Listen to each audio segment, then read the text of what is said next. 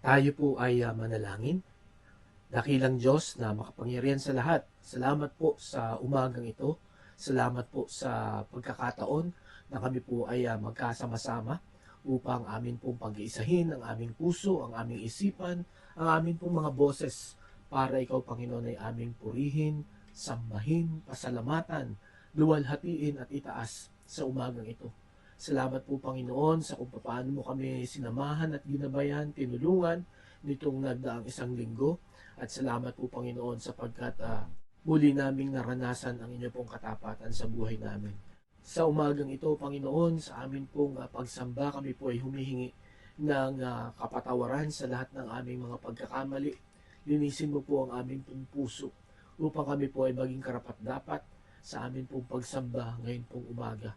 Dalayan ko po, Panginoon, na ihanda mo ang puso at ang isipan namin sa amin pong pagpupuri at pagluwalhati sa inyo ngayon pong umagang ito. Nawa ang bawat bahagi po ng gawain namin ngayong umaga ay tunay po na magbigay ng kaluwalhatian lamang sa inyo.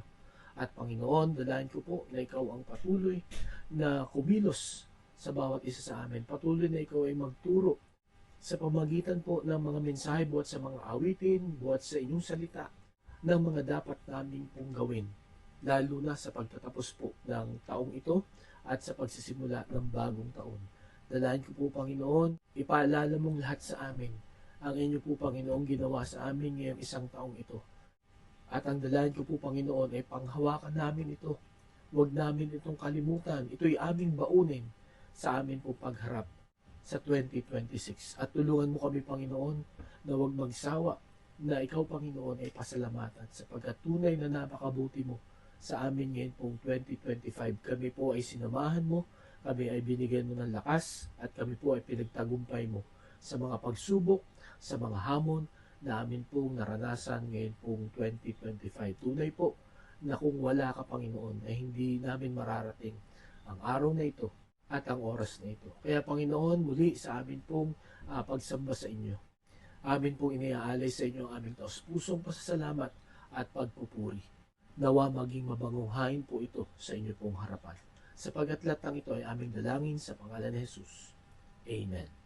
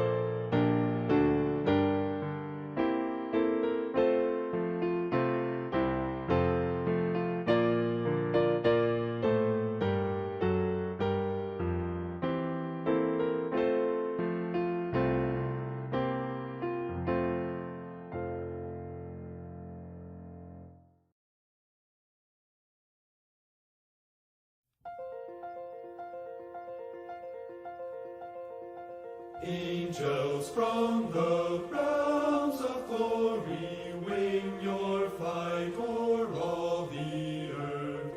Ye who sang creation's story, now proclaim Messiah's birth. Come and worship. Come and worship. Worship Christ the newborn King. Shepherds in the field.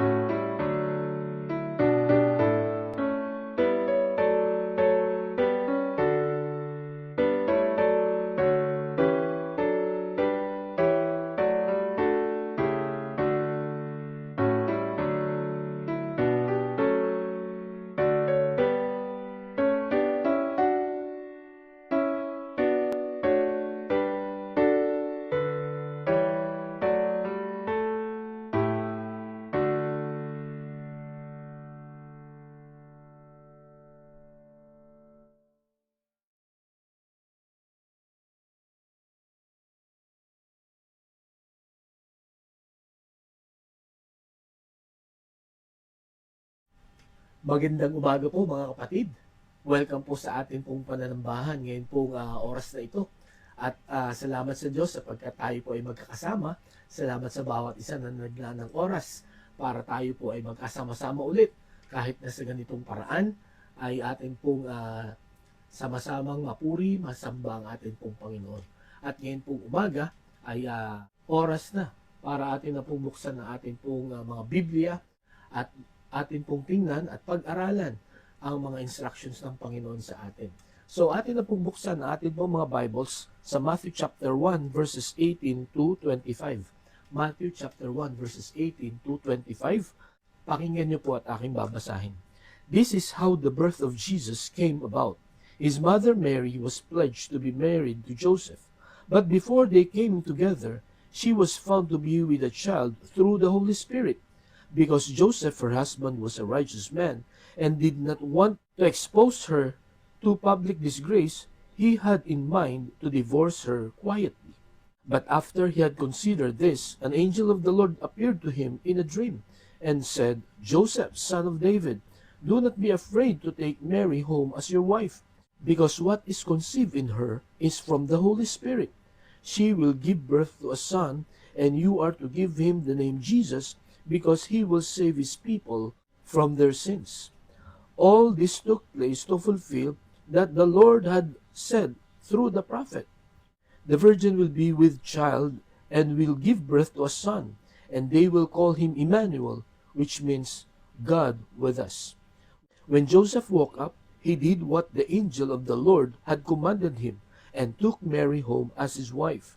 But he had no union with her until she gave birth to a son, and he gave him the name Jesus. Pagpalain po ng Panginoon ang pagkabasa ng kanyang salita, tayo po ay manalangin.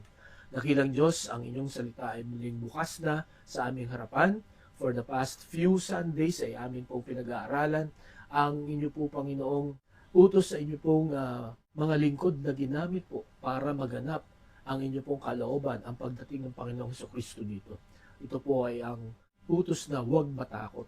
As we study this command, tulungan mo Panginoon kami na sa aming personal na buhay, sa aming pong pamumuhay bilang mga mananampalataya at tagasunod ng Panginoong Jesucristo, sa maraming mga pagsubok na aming pong dinaanan, pagdadaan at dadaanan pa. Help us, Lord, to not be afraid. Kaya Panginoon, nawa ay samahan mo na kami sa aming pag-aaral ngayon pong umagang ito. Ang aming dalangin sa pangalan ni Jesus. Amen. Ako po ay naniniwala sa umagang ito, kung hindi lahat ay marami po sa atin ang nakaranas na ng traffic dito po sa Metro Manila. Di po ba? At kayo po ay sasang-ayon sa akin kung sasabihin ko po na talagang patindi, palala ng palala ang traffic po dito sa Metro Manila. At sa tingin ko, hindi lamang po dito sa Metro Manila, kundi sa iba pa ring mga syudad, iba pa ring mga lugar. Hindi lang dito po sa Pilipinas, kundi sa iba rin po mga bansa. Sapagkat parami na po ang bumibili ng mga sasakyan at ang nakakalungkot dito po sa ating pong bansa, hindi naman inaayos ang mga daan at disiplina sa paggamit ng ating pong mga kalsada. Kaya kabi-kabila po ang traffic, lalo na ngayon pong Christmas season. At sa naranasan nyo pong traffic, gaano po kahaba o katagal kayo na na-stuck sa traffic? Sa akin po, ang pinaka-worst po na aking naranasan dito po sa C5 ay 5 oras. Sapagkat nagkaroon po ng baha. So, ang mga sasakyan, ang mga drivers ay hesitant na tumawid kasi baka biglang lumalim at lumutang ang mga sasakyan. Kaya, dahan-dahan talaga ang pagtawid nila. At alam po ninyo, habang lumilipas yung mga oras na yun, na nakastuck kami sa traffic, ay marami pong mga pumapasok sa amin pong mga isipan. At marahil ganun din po ang inyong mga naranasan at naisip during that time.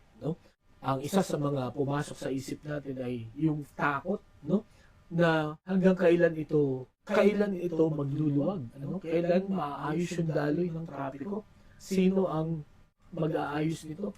And then, ang pangalawa na takot natin, ay makakaabot ba tayo doon sa atin pong pupuntahan on time. Kasi sigurado. Kasi nga, hindi mo alam kung kailan magluluwag. Imagine, inabot kami ng 5 hours. Kaya gabi-gabi na po kami na nakauwi. that night. And then ang pangatlo na nagkokos ng stress, no? Pagka ikaw nakastuck sa traffic, ay yung ano yung pwede mong maramdaman, no? What if suddenly merong call of nature? Alam niyo na po ang ibig kong sabihin, no? Ano po ang inyong gagawin, no? Or bigla kayong nagutom, nasa kalagitnaan kayo ng traffic at wala kayong magawa. Ang number one na may isip nyo, pagka kayo na-trap ay paano kayo makakaalis ng mabilis. Di po ba? Paano kayo makakasingit, no? At paano nyo matatakasan ang malalang traffic na ito.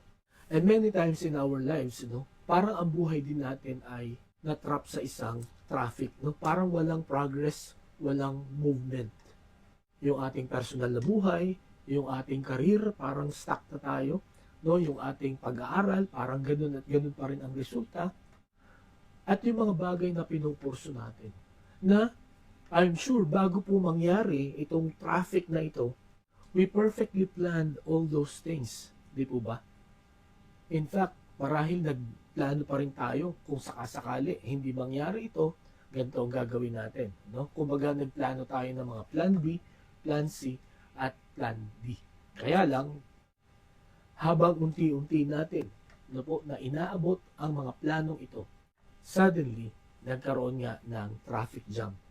No, natigil ang ating buhay, no, na-stuck ating pong development. Mga kapatid, pagka sa mga ganung pagkakataon, ano ang atin pong naiisip gawin? At sa umagang ito, yan ang atin pong titingnan sa Biblia, sapagkat meron po na itinuro ang Panginoon na effective na paraan para hindi po tayo ma-stuck at para tayo po ay magtuloy-tuloy po sa atin pong buhay. At para ma-overcome natin yung mga fears na yun na bumabalot at nagpapabagal sa atin pong paglago.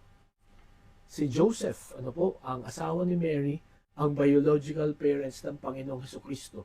Kung atin pong titingnan, yan po ang kanyang naging problema. Ito po ang naging issue, noong unang pagdating ng Panginoong Hesukristo dito. Sabagat, for sure, si Joseph at saka si Mary ay plinano nila ng gusto yung kanilang wedding sapagkat mahirap magpakasal sa Israel ng walang maayos at matagal na pagpaplano.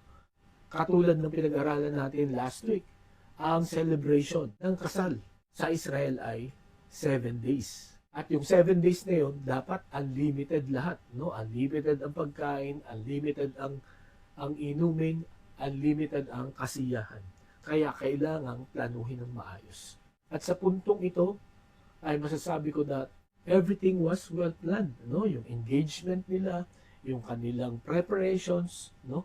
Talagang iniintay na lang nila na matapos yung 1 year na preparation nila and then wedding ceremony na. And then suddenly, ganito ang balita na nangyari. So last week, pinag-aralan natin ang pagkausap, no, ni Angel Gabriel kay Mary, no, at in-explain ni Angel Gabriel yung mangyayari kay Mary na siya ay pinili ng Panginoon para maging nanay ng anak ng Diyos, na siya ay magbubuntis, no, at nakita nga natin yung kanilang conversation na kumbaga apprehensive si Mary, no, paano mangyayari na mabubuntis siya ay wala pa siyang nakasamang lalaki sa buong buhay niya. At sigurado po ako, after that day, yun nga, ay naglihi na si Mary at ito ay nabalitaan na sa kanila at of course, sasabihin niya ito kay Joseph. At sa puntong ito, natin titingnan ano naman ang reaction ni Joseph. Again, sa umagang ito, may mga bagay po sa buhay natin. Marahil ngayong 2025 na planado tayo na dapat gawin, no? Ngunit dahil sa mga bagay na hindi natin maipaliwanag at maintindihan, parang bumagal or naudlot yung plano na yon. At dahil po doon, na-develop sa atin yung takot, no? Kumbaga, nahirapan tayo na sumunod sa Panginoon dahil sa mga maraming bagay na nagbibigay sa atin ng takot na baka tayo ay maya, baka tayo ay mabigo, at ang worst ay baka tayo ay i-reject. Di po ba? Mga kapatid, ngayon po umaga, Kung tayo po ay nangangamba, tayo po ay na-stress, tayo po ay nahihirapang sumunod sa Panginoon because of fear. Ang pangatlo, na kung saan ginamit ito, salitang ito, don't be afraid, sa pagdating ng Panginoong Hesukristo. Pinamagatan ko po ang ating pong mensahe, don't be afraid, just obey. Don't be afraid, just obey. Nung first Sunday po ng December, pinag-aralan natin, don't be afraid, just believe. Then last Sunday, don't be afraid, just submit. And then this one, ang sabi ng angel of the Lord kay Joseph, don't be afraid, just obey. At yan din po ang atin pong dapat pakinggan at sundin. Ano po? Kung sakaling maranasan po natin itong ganitong sitwasyon na para bang yung magandang plano natin, paghanda natin, ay parang hindi matutupad, ay parang hindi na mangyayari. Ano ang dapat natin gawin? Again, sabi niyan, don't be afraid, just obey. May tatlong stages or tatlong bahagi ang pagsunod ni Joseph sa Panginoon. At yan ang titingnan po natin. Kung babalikan po natin, ito pong Matthew chapter 1 verses 18 to 25.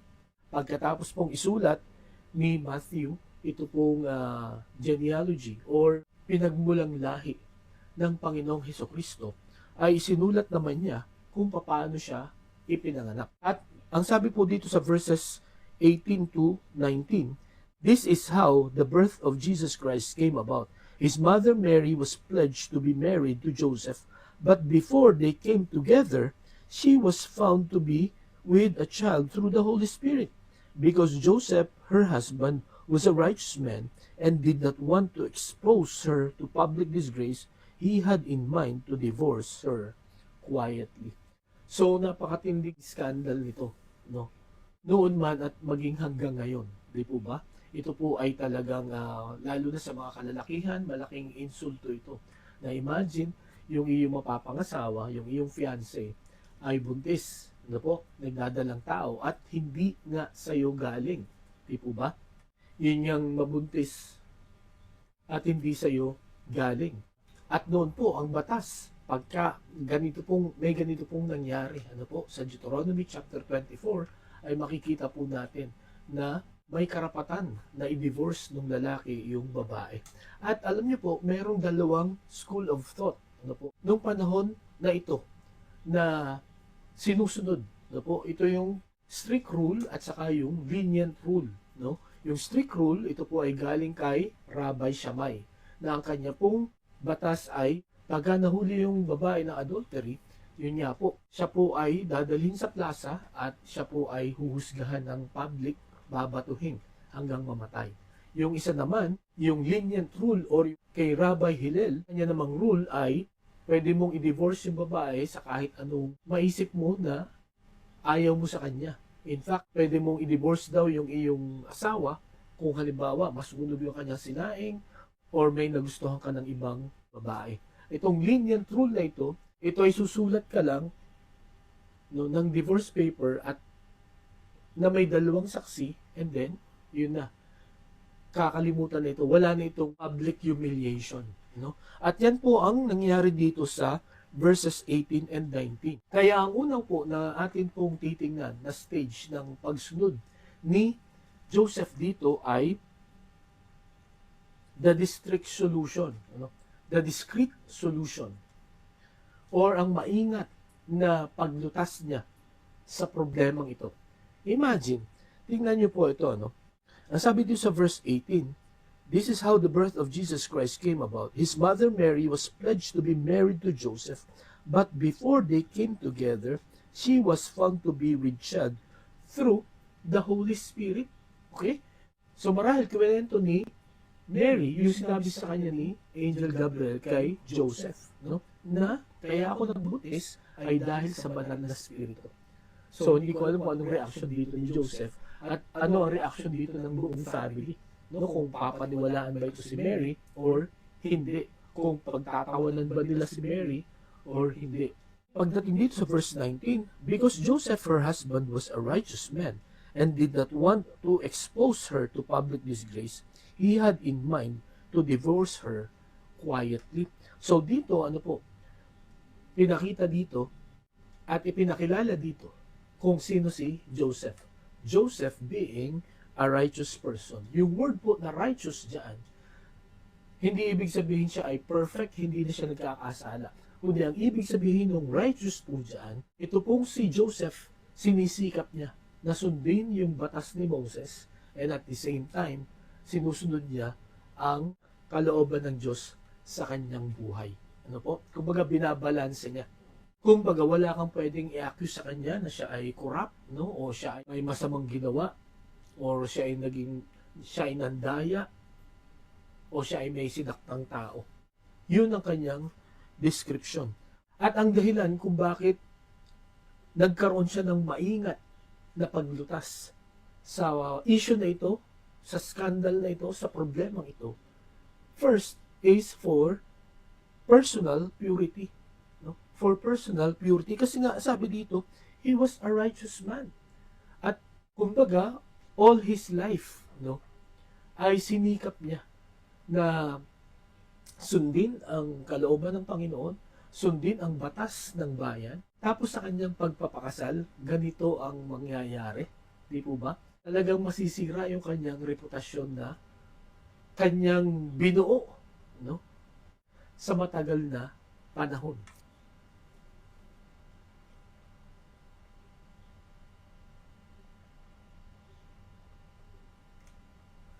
Ngunit, nakita rin natin dito yung kanyang control sa kanyang emosyon, no?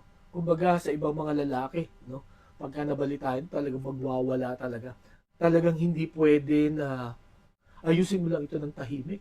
Talagang gagawin mo, no? Yung matinding batas, no? Para hindi ka mapahiya. Di po ba?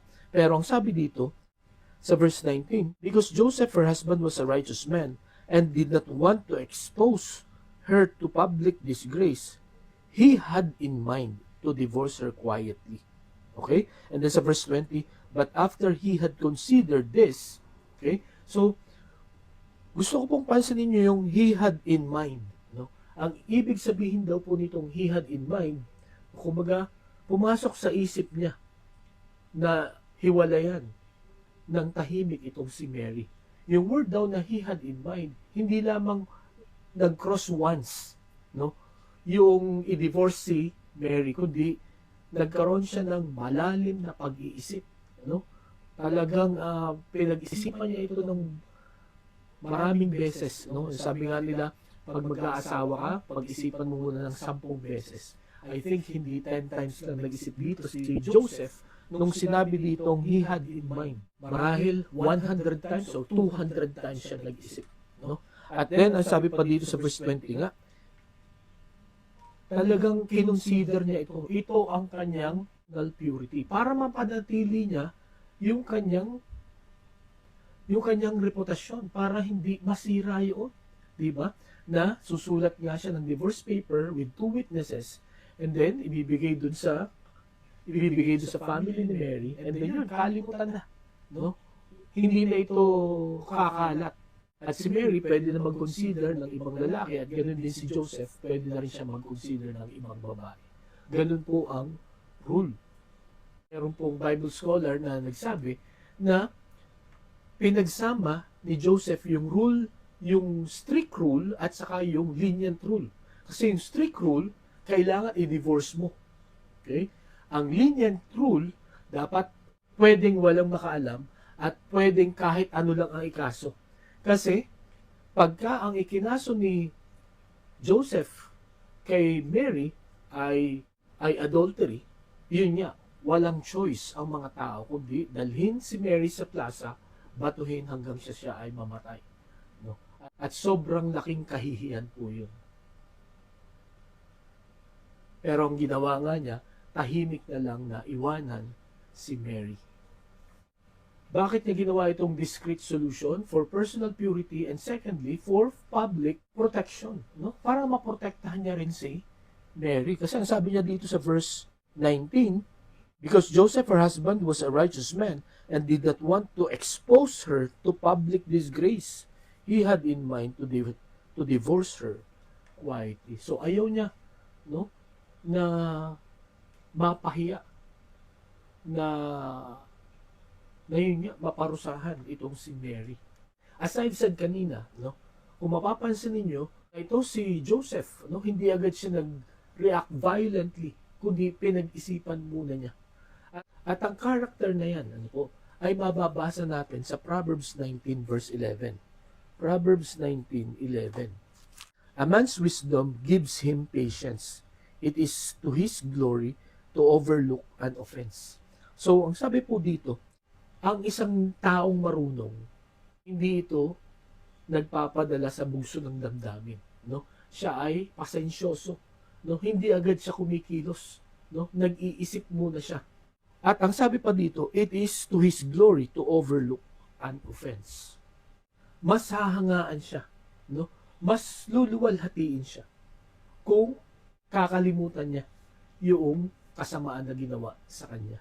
Okay? So para kay Joseph at saka sa mga nakakaalam ng salita ng Diyos, yung pagpaparaya mo o pagpapatawad mo, it's not a weakness, but it is a show of strength, no? Mas matibay, mas malakas kang lalaki kung kaya mong magpatawad.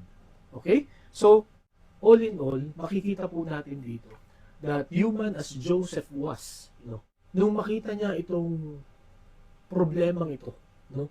Nung parang gumuho yung kanyang perfect dream, no? Nung ganito ang mangyari kay Mary, na sa kabila ng sinasabi ni Mary that this came from the Holy Spirit, ang discreet solution pa rin na nasa isip niya is to quit, di ba? To protect his reputation. Katulad din po ng solusyon na atin pong naiisip madalas, na kahit na alam natin na ito ang kalooban ng Panginoon, pero dahil sa nakikita natin na parang mahirap or mapapahiya tayo or parang papag-iwanan tayo, nagko-compromise po tayo, no? At hindi na po tayo kumukonsulta sa Panginoon. Mga kapatid, sa umagang ito, kung tayo ay trap, katulad po dito ni Joseph, no? Or kung tayo ay nasa crossroads, no, hindi natin alam kung ano ating gagawin. Katulad po ng ginawa ni Joseph, no? Nag-isip muna siya, no? Bagamat ang result ng kanyang inisip ay dahil siya ay tao, no? Pero maganda na pag-isipan muna natin, wag agad po tayong magdesisyon, no?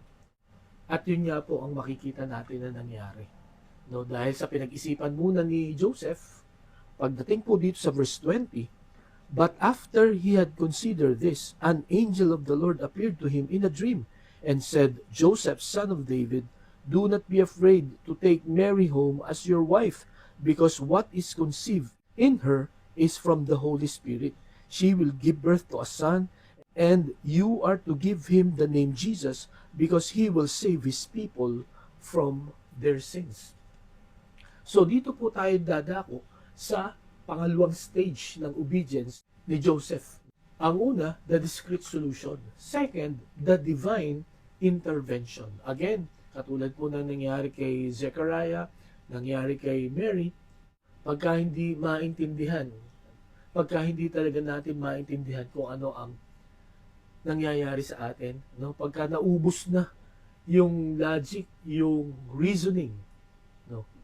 Hindi na natin ito ma-explain, hindi na enough yung strength natin to sustain it, then God will appear. God will intervene. So, nagpakita ang anghel kay Joseph sa panaginip. At ang una na makikita natin dito sa divine intervention is the purpose revealed, no? The purpose revealed.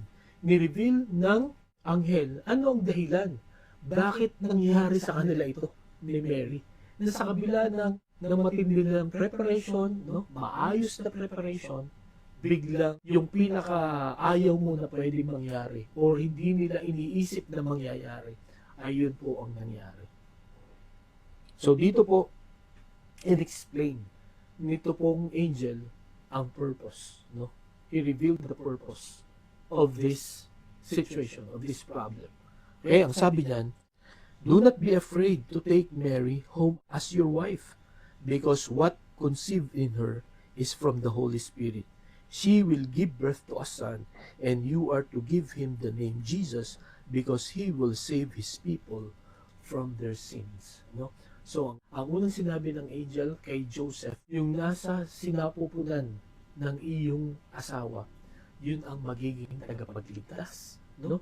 Ang kanyang purpose sa kanyang pagdating dito ay para iligtas kayong lahat buhat sa mga kasalanan.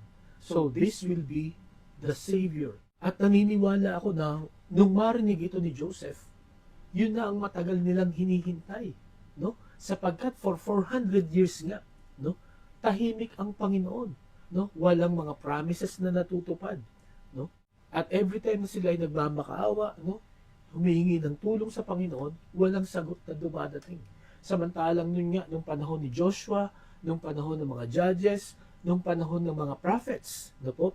Basta't ang mga Israelites ay nagkamali, no? Gumawa ng kasalanan, sila ay papahirapan, no? Ng mga lulupit na mga bansa. And then, once na sila ay nagsisi, humingi ng tulong sa Panginoon, right away, nagpapadala ang Panginoon ng prophet, nagpapadala ang Panginoon ng tagapagligtas sa kanila. Pero for 400 years, tumahimik, no? Walang revelation from God, walang prophet na nabuhay. And then, suddenly, sa panaginip ni Joseph, kinausap siya ng angel, may tagapagligtas na darating. At yun ang nasa sinapupunan ni Mary. Kumbaga, huwag kang matakot, Joseph, sapagkat kailangan mangyari ito para matupad, para maranasan natin ang tagapagligtas. Kailangan nating hayaan na gamitin tayo ng Panginoon para sa katuparan ng kalooban ng Panginoon sa bawat isa sa atin. At sa paggamit ng Panginoon, no, sa mga tao, kailangan talaga nating sampalatayanan. We need to have faith. No? We need to trust the Lord, no, sa mga pagkilos. Sapagkat sa pamagitan nun, makikita po natin ang kapangyarihan, ang himala na pwedeng gawin ng Panginoon. So yun po ang unang makikita natin sa divine intervention. No? The purpose has been revealed. No? Bakit ito nangyayari? Sapagkat darating na ang tagapagligtas at kailangan ng isang babae na berhen, no, na pinili ng Panginoon para padaanin ang Panginoong Hesukristo dahil siya ay magkakatawang tao. Okay? And then ang pangalawa na ipinakita nitong angel sa divine intervention, hindi lamang the purpose was revealed, but secondly, the prophecy was recalled. No? Muling ipinaalaala nung anghel ang prophecy na sinabi ni Isaiah 700 years ago, no? So napakatagal ng panahon, no? Ibinalik niya ulit ito at naniniwala ako, mga kapatid, na lahat ng mga Hudyo during this time ay alam itong Isaiah chapter 7 verse 14 sapagkat yun nga ang kanilang halos taon-taon na hinihintay na dumating itong tagapagligtas na ito. At kung titingnan natin, itong verse 22, ang sabi dito, all this took place to fulfill what the Lord had said through the prophet, the virgin will be with child and will give birth to a son, and they will call him Emmanuel, which means God with us. Na ito po ay unang sinabi ni Isaiah 700 years ago sa Isaiah chapter 7 verse 14. Ang sabi po dito, therefore, the Lord Himself will give you a sign. The virgin will be with a child and will give birth to a son and will call him Emmanuel. Okay? So, ang gustong ipaalam po ng angel dito kay Joseph, ngayon na yung panahon na yun. Ngayon na matutupad itong pangakong ito, no, sa panahon mo. At ang gusto pa rin sabihin dito ng Panginoon kay Joseph ay, I'm still here. No? Na andito ako, I'm still at work, no? Hindi ko kayo iniiwan. Itong tagapagligtas na inyong iniintay na matagal na. Ito na yung tamang panahon ng kanyang pagdating. At itong si Mary ay aking gagamitin para dumaan ang tagapagligtas nito. Kaya huwag kang matakot. Hindi ka mapapasama dito. Hindi ka mapapahiya dito. Hindi ka i-condemn dahil dito. No? Sapagkat ito na yung tamang panahon. According sa Galatians chapter 4, verse 4 and 5, verses 4 and 5, ang sabi po dito, "But when the time had fully come, God sent His Son, born of a woman, born under the law, to redeem those under law, that we might receive the full rights of sons." Ang sabi diyan, "But when the time had fully come." Sa ibang version, sa King James Version, "in the fullness of time." In other words, just at the right time or the perfect time, sinugo ng Diyos Ama ang kanyang anak dito po sa lupa. At yan po ang gustong sabihin nitong angel kay Joseph. This is the right time, this is the perfect time na darating na itong tagapagligtas. Dahil sa nalaman mo na kumikilos pa rin ang Panginoon, the solution should be, don't quit. Don't be afraid. Just obey. No? Sumunod ka lang, no? Sa kung ano ang direksyon ng Panginoon. No? Huwag mo nang isipin na i-divorce si Mary. Take her home to be your take her home as your wife. Ano? Panindigin mo na siya. No? Pakasalan mo siya. No? Ipaglaban mo kung ano ang nararanasan niya ngayon. Sapagkat ang pinagbubuntis niyang ito ay makakatulong. Ito ang tagapagligtas. Ito ang magliligtas sa ating lahat. Ito ang magliligtas sa buong sangkatauhan. Kumbaga, napaka-noble nitong pangyayaring ito. Na sa halip na katakutan, no, sa halip na iwasan, dapat tayo pong dapat na magpatuloy.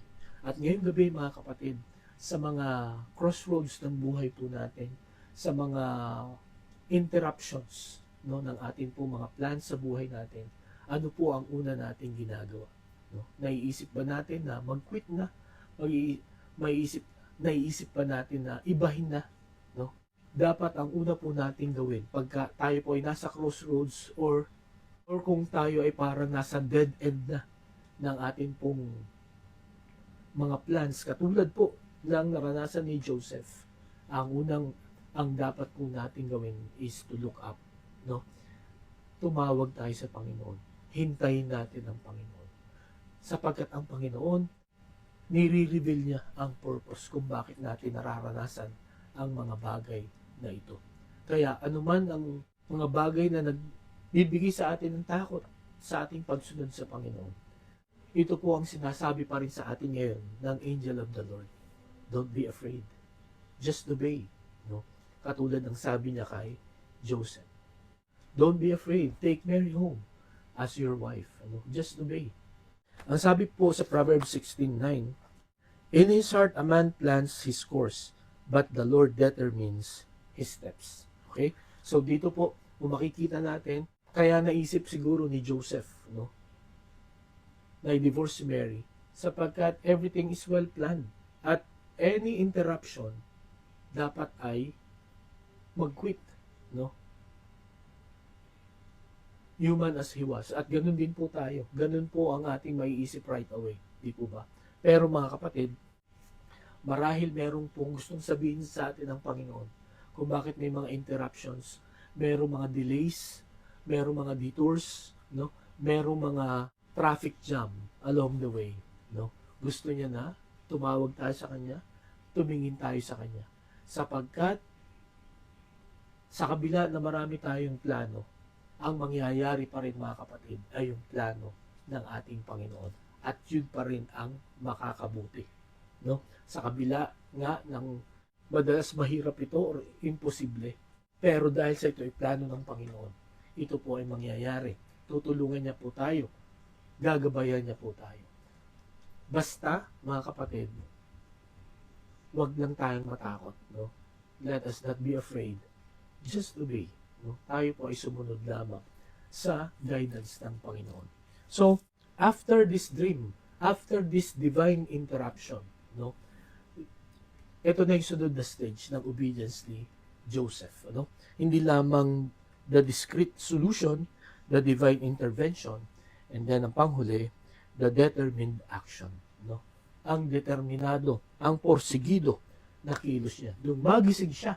No? Ang sabi dito sa verse 24, When Joseph woke up, he did what the angel of the Lord had commanded him and took Mary home as his wife. But he had no union with her until she gave birth to a son, and he gave him the name Jesus. No? So, ano po ang ginawa? Ano ang naging determinado o prosigidong pagkilos, no, na ginawa ni Joseph? Ang una, swift obedience, no? Swift obedience or mabilis or immediate, no, na pagsunod. Sumunod agad siya, no? Pagkagising niya nung sinabi sa kanyang ganun ang purpose, no? Ganun ang prophecy. Pagkagising niya, pinuntahan agad niya si Mary. At yun nga, talagang pinanindigan niya, no? Yung kalagayan ng Mary na in spite of Mary's pregnancy ay tinuloy pa rin ni Joseph na sila ay magpapakasal. Na maging asawa si Mary. Ang nais ko pong makita natin dito yung kanyang swift obedience. Once na nalaman niya na itong nangyayari sa kanya ay kalooban ng Panginoon, ginawa niya agad. Hindi na siya nagpatumpik-tumpik, ano? Hindi niya sinabing, next week ko na lang ito aayusin or next month ko na lang aayusin. Pagkagising niya, ginawa niya agad. Diba? Kung inyo pong maalala, sa Genesis chapter 22 verses 1 to 3, dito po sinubok ng Panginoon si Abraham regarding sa kanyang only begotten son na si Isaac. No? Ang sabi dito, sometime later, God tested Abraham. He said to him, Abraham, here I am, he replied. Then God said, take your son, your only son, Isaac, whom you love, and go to the region of Moriah, sacrifice him there as a burnt offering on one of the mountains I will tell you about. Early the next morning, Abraham got up and saddled his donkey. He took with him 2 of his servants and his son Isaac. When he had cut enough wood for the burnt offering, he set out for the place God had told him about. Okay? God had told him about. So dito po itong si Isaac na anak po ni Abraham. 25 years nila itong hinintay, no? Sapagkat ito ngang si Abraham at saka si Sarah, no? Nung 75 years old si Abraham at 65 na si Sarah, wala pa rin silang anak. Pero pinangakuan sila ng Panginoon na magkakaanak sila at siya ay magiging ama ng malaking bansa. Pero yun nga, after 25 years pa, nung 100 years old na itong si Abraham at 90 years old na itong si Sarah, saka ipinanganak itong si Isaac. Siyempre, wala nang iba pa na magiging kasunod na anak itong si Abraham kasi 100 at saka 90 na.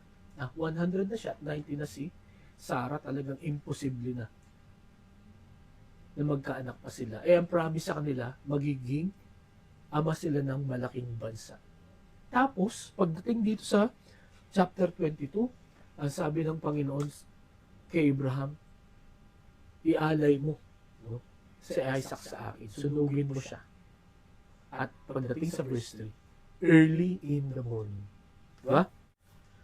Early the next morning, Abraham got up and saddled his donkey. Early the next morning. So kinabukasan agad, no? At maaga kinabukasan. So nag-ayos na siya, inihanda na niya yung mga kailangan sa pag-aalay niya sa kanyang anak. So I could imagine kung ano po ang nararamdaman ni Abraham dito. Pero ganun siya katiwala sa Panginoon na bagamat may mga fears, no? Pero dahil sinabi ito ng Panginoon, no, iniutos ito ng Panginoon, he obeyed immediately. No, dito po, dahil sinabi ito ng Panginoon, no, kay Joseph na ganito ang mangyayari. Ito ang dahilan, no? Ito ang nakalagay sa prophecy. He obeyed swiftly, no? Talagang madali niyang ginawa ito. Alam niyang hindi siya magkakamali, no, sa paggawa niya nito. Mga kapatid, ngayon pong umaga, nito pong 2025, ano po ang masasabi niyo na isang bagay na nakita ninyo na yan ay kalooban ng Panginoon na ipinapagawa sa inyo? Pero parang nag-hesitate po tayo or parang nakalimutan natin or hindi po natin nagawa. Mga kapatid, ito po ang gusto ko pong sabihin sa inyo in accordance to God's Word. Hindi po bali ang atin pong gagawin kung ito'y gagawin agad natin. Kung ito po ay i-delay natin, ipapagpabukas pa natin, no, gagawin po ng dyablo, no, na talagang tayo maging abala hanggang sa makalimutan natin. No? Si Joseph, no, hindi na niya hinayaan na makalimutan niya ito o ipagpabukas niya ito or kung ano pa man ang mangyari. Ang naging dating kay Joseph nito, because this is God's word and God's will, kailangan gawin agad. Ang sabi po ni Haring David sa Psalm 119 verse 60, I will hasten and not delay to obey your commands. No? Magmamadali ako, no? At hindi ko ipagpapaliban o papatagalin ang pagsunod sa iyong mga utos. No? Kaya itong si King David, no, ay matagumpay. Sapagkat ganito ang attitude na pagka-utos ng Panginoon ang kanyang narinig. No? Ang sabi niya, ulitin ko po, I will hasten and not delay to obey your commands. No? Magmamadali ako, no? Hindi na ako magpapabagal-bagal, no? O hindi ko ipagpapaliban ang pagsunod sa utos ng Panginoon. Mga kapatid, ngayon pong umaga, pagka nakita po natin, pagka nabasa po natin, narinig natin ang utos ng Panginoon, ano po ang ating reaksyon? Pinagpapaliban po muna natin? O tayo po ay nagmamadali na sundin? Si King David, si Abraham, si Joseph, nung malaman nila yung kalooban ng Panginoon, nagmadali sila. Ginawa agad nila. At yun po ang tamang aksyon once na makita po natin ang kalooban ng Panginoon. Kaya ano po ang mga utos ng Panginoon natin pong nakita nito pong 2025? Sa biyaya ng Panginoon, let us swiftly obey it. Okay? And then, ang pangalawa na pagpapakita ng determined action ni Joseph. Hindi lamang yung kanyang swift obedience, but pangalawa, his sacrificial love.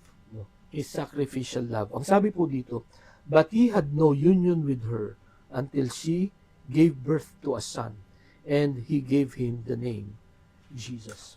So, ang ibig po sabihin dito, no, hindi sila nagkaroon ng sexual intercourse ni Mary hanggat hindi ipinapanganak itong nasa sinapupunan niya na ang Panginoong Heso Kristo. Kumbaga, yung isa sa mga reason kung bakit ka mag-aasawa ay hindi niya muna ginawa. Tiniis niya muna yung kanyang sarili. Dahil sa pagmamahal niya sa Panginoon at pagmamahal niya sa kanyang asawa. At hindi lang yun ang sinakripisyo ni Joseph. He sacrificed his reputation. He endured all the bashing, no? Sa panahon pa natin, no? Wala siyang pakialam kung anong sasabihin ng mga tao. Dahil sa ito'y kalooban ng Panginoon, ang Panginoon ang bahala sa kanila, ang Panginoon ang mag-aayos ng mga bagay nito. And true enough, di po ba? Hindi naman sila pinatay, hindi naman sila kinalimutan. In fact, at least once a year ay atin pong pinag-aaralan, ano po, ang buhay ni Joseph at saka ni Mary, kung paano nila sinunod ang kalooban ng Panginoon sa kabila ng napakahirap na sitwasyon at napaka-scandalous na sitwasyon. Nagpatuloy pa rin silang maglingkod. Nagpatuloy pa rin silang sumunod sa kalooban ng Diyos sa kanila. Mga kapatid, ngayon pong umaga, ang sabi nila itong si Joseph ay unsung hero or silent hero. Bakit po? Sapagkat kung inyo pong babasahin ang buhay ni Joseph, no? Parang dalawang reference lang. Ito lang pong sa Matthew chapter 1 verses 18 to 25 at sa Luke chapter 2. Ano po? At dito po sa at sa lahat po ng sinulat tungkol po kay Joseph, wala po tayong mababasa na kanyang dialogue or kanyang speech, no? Puro puro mga ginawa niya lang, no? Kaya ang tawag nga sa kanya ay silent or unsung hero ng Christmas, no? Pero bagamat wala siyang dialogue, wala siyang speech na tayo ay mababasa, pero ang buhay niya ay makikita natin na pagsunod sa Panginoon. At yun po ay sapat na para maging halimbawa nating lahat na sa kabila ng mahirap na mga sitwasyon, no? Nung malaman niya, ito ang kalooban ng Panginoon. He did not fear, but just obeyed. Salamat sa Diyos sapagkat as we anticipate the coming Christmas, 4 na araw na lang, Pasko na. May 3 tayong natutunan tungkol sa sinabing ito ng angel of the Lord. Don't be afraid, no? Don't be afraid, just believe, just submit, just obey. Kumbaga, tayo ay sumunod lang, Ang kanyang plano sa buhay natin ay naka-reveal na sa kanyang salita. Ang gagawin lang natin, babasahin natin, pag-aaralan natin, didiscoverin natin, at gagawin po natin. At katulad po ng mga sumunod sa Panginoon, in spite of all the odds, sila po ay pinagpala ng Panginoon. At naniniwala po ako ngayon pong umagang ito, ngayon pong darating na 2026, marami pong kalooban ang Diyos na i-reveal po sa atin. Ito ay malaki, ito ay maliit, ito ay madali, ito ay mahirap. Pero kung ano pa man kalooban ng Panginoon, ang Kanya pong ibibigay sa atin. Nawa mga kapatid, gayahin natin yung ginawa ni Zechariah, ginawa ni Mary, ginawa po ni Joseph. Naniwala sila, nagpasakop sila, at sumunod sila sa Panginoon. Ipinagdiriwang po natin ang Pasko taon-taon because of these people who obeyed. Because of these people who allowed themselves to be used by God. At ito po ang magandang balita because of these events. Pag sumampalataya tayo sa Panginoong Kristo, magkakaroon tayo ng buhay na walang hanggan.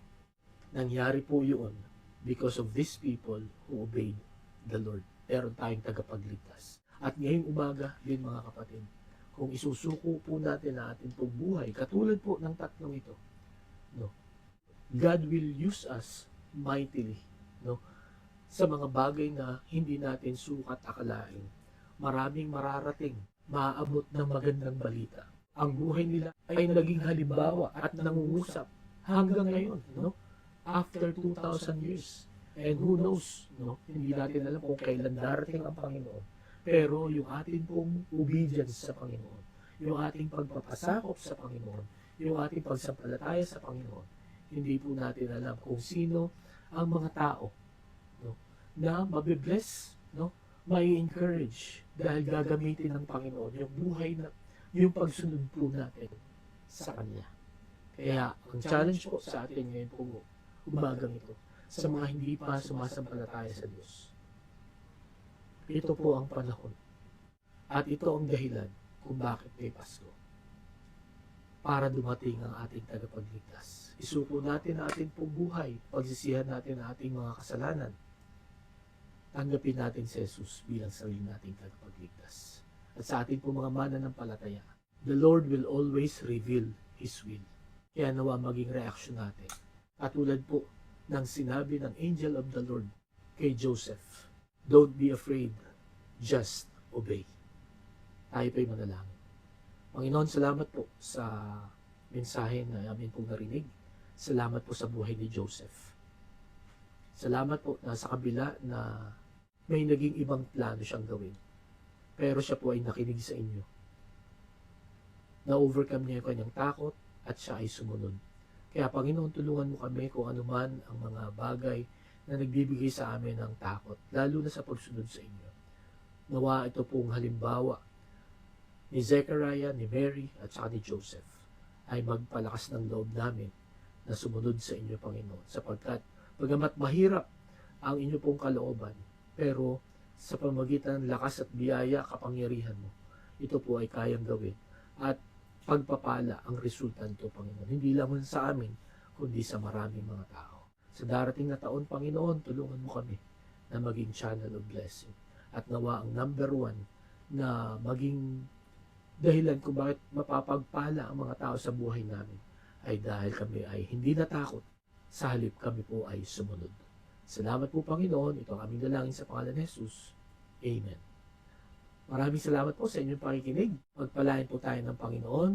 Merry Christmas, Happy New Year, at magandang tanghali po sa bawat isa.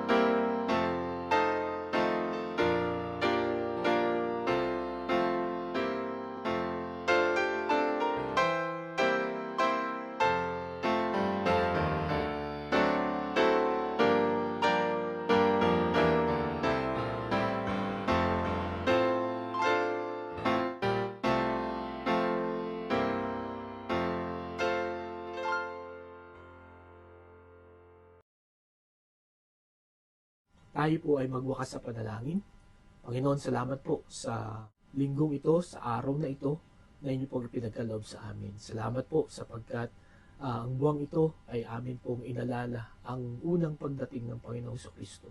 Ang mga tao na inyo pong ginamit, ang mga tao na inyo pong pinalakas ang loob upang matupad, upang mangyari ang pagdating ng Panginoong Kristo. Dalayan ko po, Panginoon, ang bawat isa sa amin simula sa araw na ito ay magkaroon kami ng hindi lamang desire but determination to really obey you, to really submit to you, to really believe in you, Panginoon, sapagkat ang kalooban mo po ang mangyayari at yun po ang makakabuti. Muli, Panginoon, sa pagharap namin sa panibagong taon, tulungan mo kami na marinig, makita ng maliwanag ang inyong pong kalooban.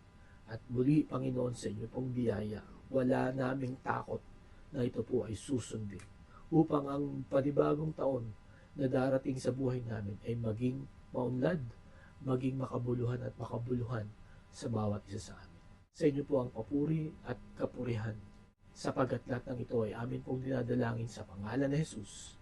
Amen.